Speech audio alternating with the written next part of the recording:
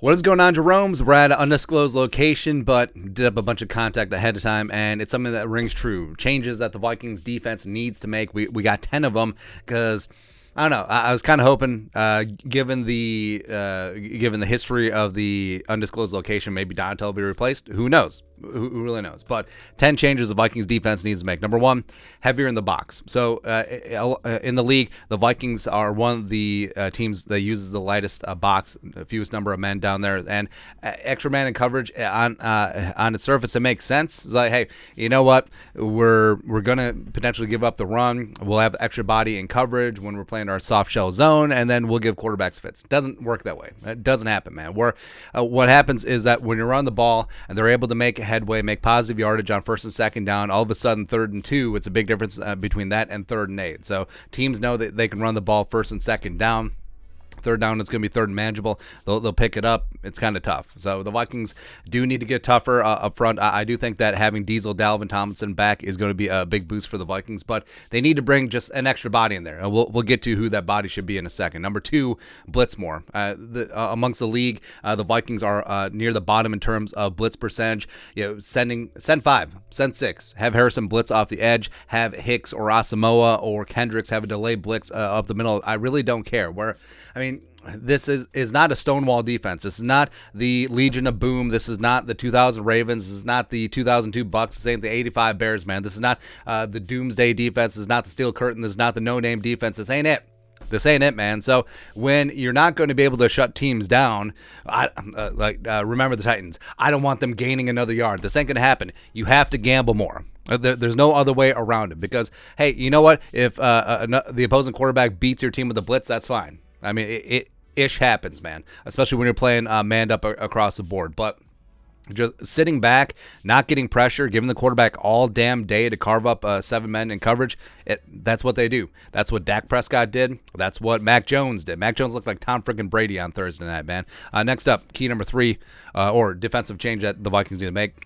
Shore up the red zone. So respect. I mean, the Vikings kept the Patriots 0 for 3 in the red zone on Thursday. They're still 20 of 31 on the season.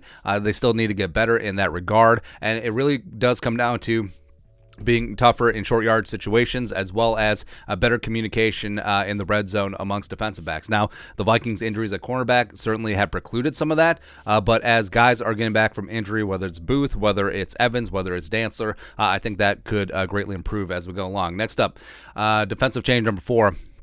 Keep Za'Darius fresh. So Za'Darius' knee injury, the contusion, it's been something that's been dragging on all season. Now, respect, Za'Darius is still the leading pressure getter in the National Football League. Also, 8.5 sacks, nothing to sneeze at. But I do think that they could make a concerted effort to keep Za'Darius fresh later in games. So Patrick Jones second, DJ Wanham could get some of that early down work, take up some of the run stoppage work, and then keep 55 fresh for 3rd down, passing downs into the 4th quarter as well. That would make a ton of sense. Keep some mileage off him, keep him healthy for the playoff push. Next up, defensive change number 5.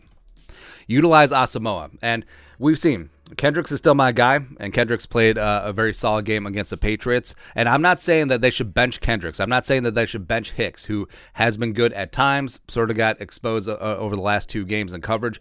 But utilizing Asamoah. Now, they tried to do it against the Bears, where he got a suite of plays. They need to do that again, especially against running quarterbacks. The fact that 33 wasn't out there against Dak, that he wasn't out there against Josh Allen, it's inexcusable because you need that speed, the 4.5, 6.40. You need him. You drafted him to keep up with move tight ends. You drafted him to keep up with running quarterbacks. Use him as a spy. Let the espionage begin. And you just need some of that juice and energy as well. Asamoah brings that in spades. Next up, change number 6 we want to see on the defense. Play Blacklock more. So Ross Blacklock, pride of TCU, the former second-round pick by the Texans, traded before the season. So, yeah, Jalen Reagor got all the attention, but Blacklock, I mean, I like Blacklock along the defensive line. He's beginning more and more work in place of Diesel Dalvin Thompson, but has only played 139 snaps this season, has gotten 11 pressures, got himself a sack at the end of the Patriots game. Probably should have been a safety against Mac Jones, but they need to use him more. In terms of, if you're just going to stay static up front and rush 4, having him on the field, 96, put him in the B gap, playing some 3-tech, blowing up that gap and get after it, I think that is the role that he does need to play. So they need to play Ross Blacklock more. Defensive change number 7. Get Diesel Dalvin Tomlinson back. So now he was limited all week ahead of the Patriots game. It was a game time decision. They decided not to have him active, but 10 days of that calf injury that he suffered back against the Cardinals. Hopefully he'll be back against the Jets, and he does change the complexion of the defensive line, where he's solid against the run. He's been pretty solid as a pass rusher as well in an auxiliary role, but getting him back, having more size along the defensive line, even though, yes, Tonga, Blacklock, and James Lynch have done an awesome job. I mean, Diesel Dalvin was playing some of the best football of his career. Him and Harrison Phillips can help shore things up along the defensive line. Change number 8. Let Harrison be Harrison. And you saw some of this. You saw some of this in the Patriots game where Harrison was down in the box. All of a sudden, he's blitzing. All of a sudden, he's got pressure on Mac Jones. All of a sudden, he's making some run fits and making some tackles in the run game. That's what he does. He's essentially de facto an extra linebacker, and that's the best part of his game. And yes, I mean, Harrison had a nice interception streak in the middle of the season, and he's still solid in coverage, but he is at his best when he is down in the box. He is his best when he's able to do those things that don't show up on the stat sheet. That's one of the best things that Zimmer did. He let 22 be 22. I think that Dontel needs to realize that, hey, we need to let Harrison be the joker of the defense and just basically let him line up wherever. Cam Beasley is perfectly capable of playing some cover 1, or if you want to play cover 3 with the corners, that's fine too. But let 22 be 22. Let Harrison be the Harrison Smith that we know and love, man. Next up, defensive change number 9 that we want to see. Number 9, press man coverage. And this is something that we hammered in the table for, and this is part and parcel and being more aggressive, blitzing more, etc. Because generally when you blitz, you're going to be manning up across the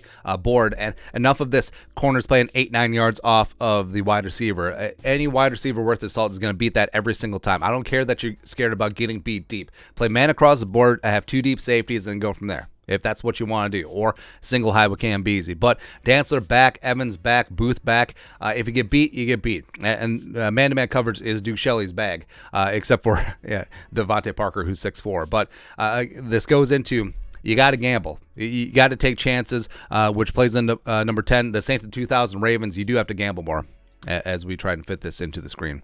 Nailed it, because this is not going to be a defense that holds an opposing team 150 yards of offense. It ain't going to happen. They've given up 5 400-yard games this season, including back-to-back the last 3 weeks against the Bills, Cowboys, and the freaking Patriots. Respectively. So, I mean, that's fine. You are going to give up yards. That's fine. And make a play in clutch situations like they've done in the Cardinals game, as they did in the Bills game, as they did at the end of the Patriots game. That's fine. But gambling, taking some chances, trying to steal back a possession. Vikings still have 18 turnovers on defense this year, 5th best in the league. So, I mean, whether it's getting pressure and getting a strip sack or an off-target throw and all of a sudden it's an interception, or just ripping at that ball, they got to take more chances. Because, yeah, they're going to give up points. Yes, they're going to give up yards. Yes, they do have to get better in the red zone and on 3rd down. But stealing away a turnover, getting a game-changing sack, that's what they have to manufacture. And how do you do that? Get more pressure on the quarterback's ass. Stop sitting back and letting life happen to you. Go out and be proactive. That's what they got to do. That's what they have to do at this stage, because this defense, right now, as constituted, if you just roll out in the playoffs, you're going to get torched, right? So you have to take chances. You do have to gamble more. They have to get after it. But that's it. That's 10 changes we want to see the Vikings defense make. Let us know your thoughts and our thoughts in the comment section below. Subscribe for daily Vikings takes. Want to support the work? Put a little something in the Venmo. But till next time, Skol, production value.